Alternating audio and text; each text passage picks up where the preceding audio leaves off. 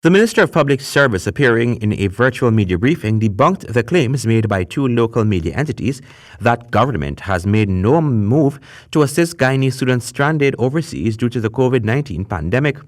Minister Tabitha Sarabu-Haley said she is aware of the situation of students abroad on scholarships in various countries, including China and Cuba, and have been in constant contact with them.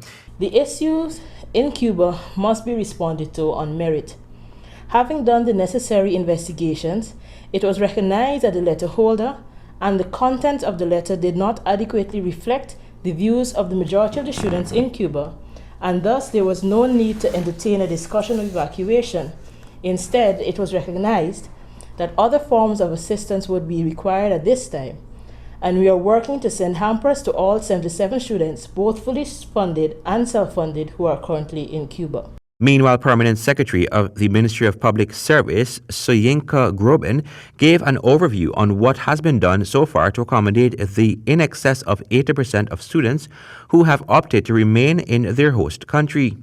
She highlighted that a quantity of personal and protective equipment have been bought and shipped to Cuba for the students and will be delivered at the soonest possible time, since immigration procedures in the country have caused the delay. In the meantime, the students have been using homemade masks, according to her. Grogan says the letter disseminated in the media was done so without the knowledge of the students.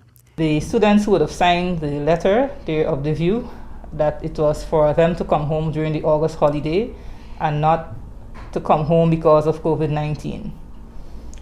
They are not very happy with the issuing of the letter, the publishing of the letter in the newspapers. Some of them even said that it was not very fair for the students to publish something like that in the newspapers instead of getting advice from the Department of Public Service and the Guyana Embassy. The Public Service Permanent Secretary says no definite decision has been made for the students to return to Guyana, since they have expressed that they would like to remain and to continue their studies there. They are presently engaged in online classes. Minister Sarabu-Haley noted that students who have decided to travel home from China are now left with uncertainty on when they will return to continue their studies, since the country has returned to normalcy and will soon reopen their respective learning institutions. Minister Sarabu-Haley is adamant that some mischief is afoot and asks that the necessary due diligence be carried out by media houses before they publish such misguided information.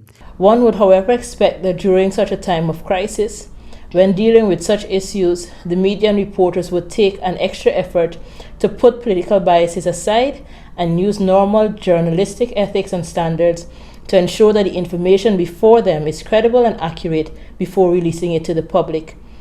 Since this crisis began, we have thus far ensured that our students in China have received the necessary items they requested. The contents of one of the referenced news articles alleged that 61 Guyanese doctors and medical students who are studying in Cuba have requested special permission to return home, as the conditions in that country have deteriorated due to the COVID-19 pandemic.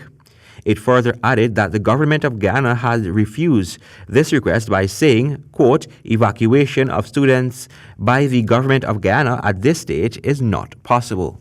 For the HGP Nightly News, Colwyn Abrams.